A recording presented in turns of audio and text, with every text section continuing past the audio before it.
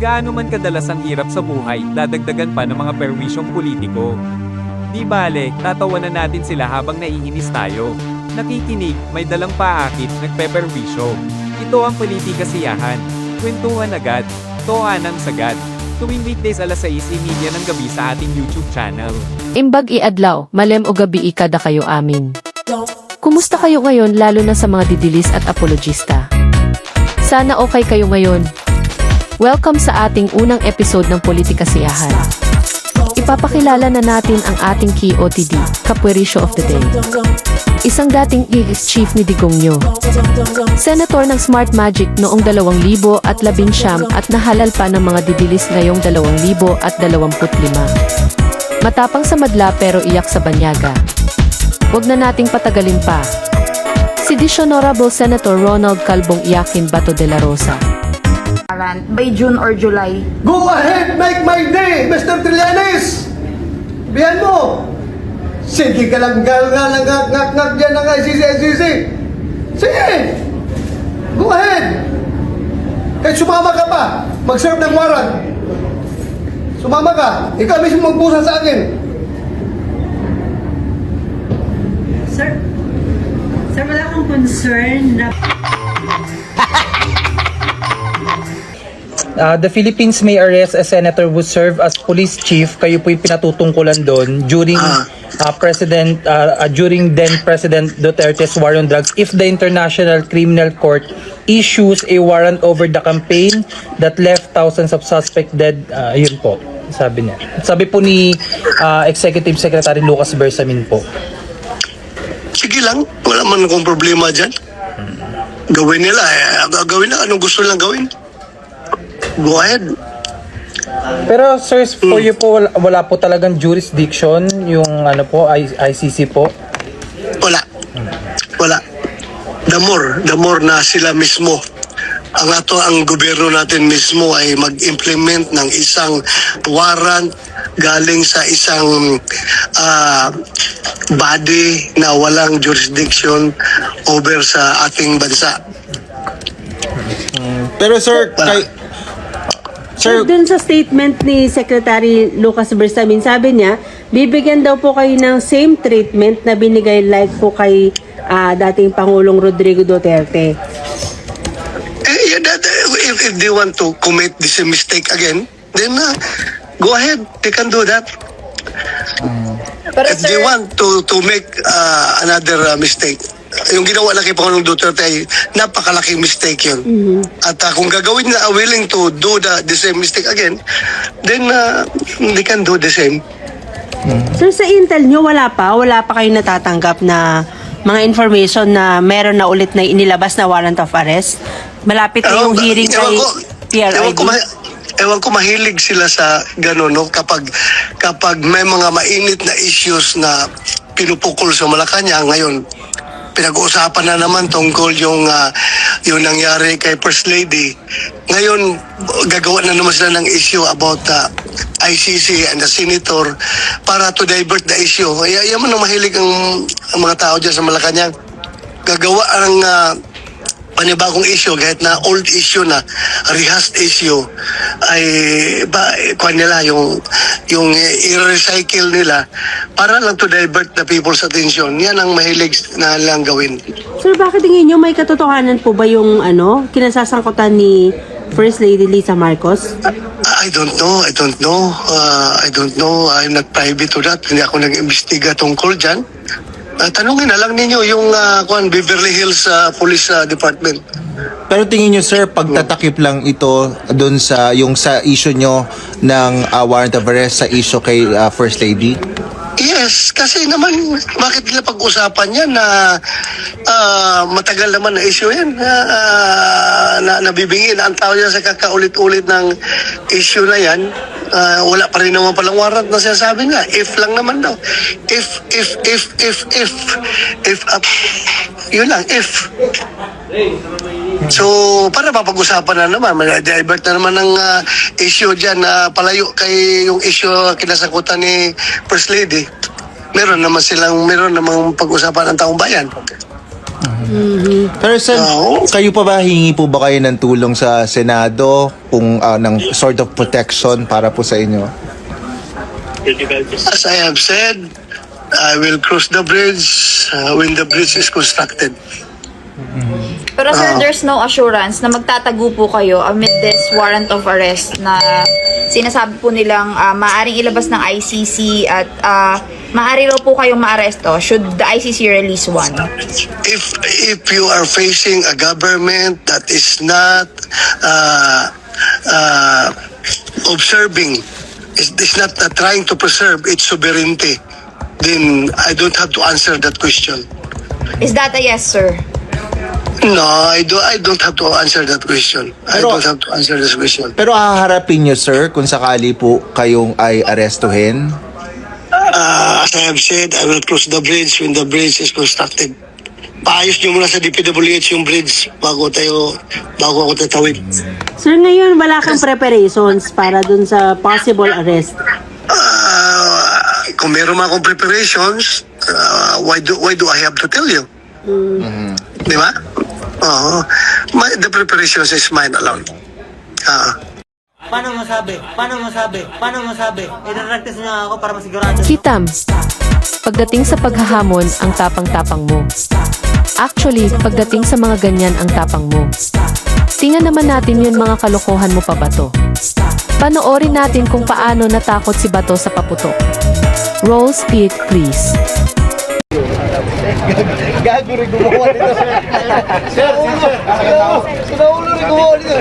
Saan yung gumawa dito? Sir. Papatingin nyo lang, sir. Sir, itong nakauli, sir. Bakit sabihin na, pulis na naman naglagyan dito, ha? Nahuli natin yan, sir. Ma-imbestiga kayo yan.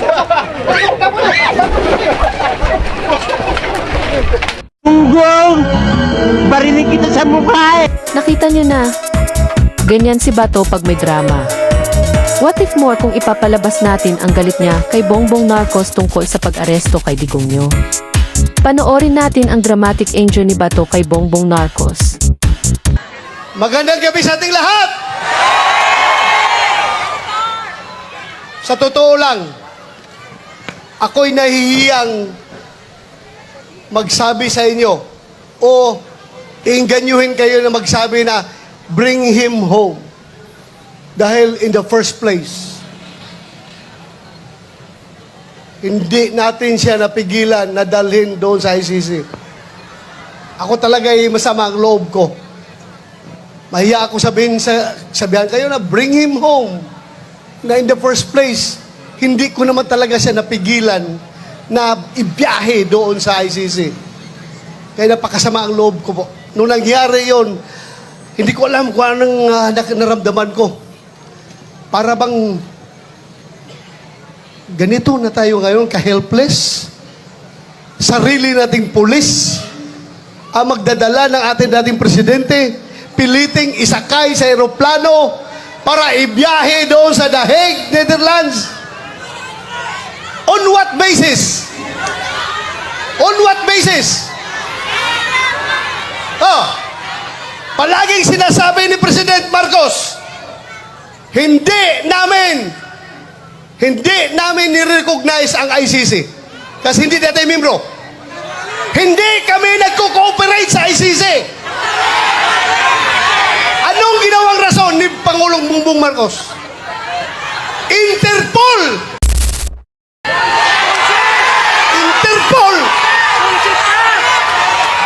Ako! Naging chief PNP ako! Alam ko ano ang papel ng Interpol sa mundo! Huwag niyo akong lukuhin! Commitment sa Interpol! Interpol! Presidente ka! Presidente ka ng Pilipinas!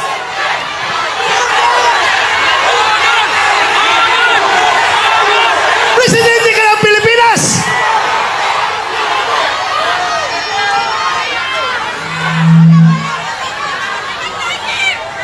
Presidente ka ng Pilipinas! Magpa-pressure ka sa Interpol? Ha?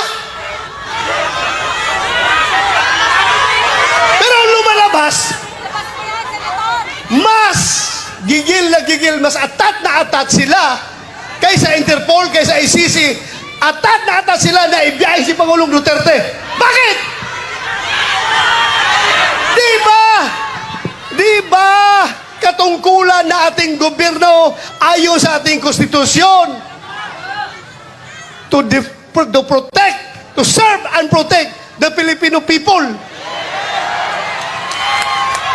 Sinong siniservisyohan niya? Yung mga dayuhan, hindi ang Filipino people. Kasi ang Filipino people, yun ang pinadala niya doon sa dahig. Iiyak na iyan. Iiyak na iyan. But wait, there is more. May isa pa siyang gustong mangyari, ang i-dismiss ang impeachment complaint laban kay Vice President Sara Tambaloslos Duta, aka Mary Grace Piatos na lumustay ng mga confidential funds sa Office of the Vice President at pati sa DepEd. Wow! Feeling attorney. At ang masama, guided daw siya ng Holy Spirit. Weh, baka guided Giza the evil spirit. Gusto pa niyang ipadismiss ang impeachment ni Lustay? Sige nga, panoorin natin.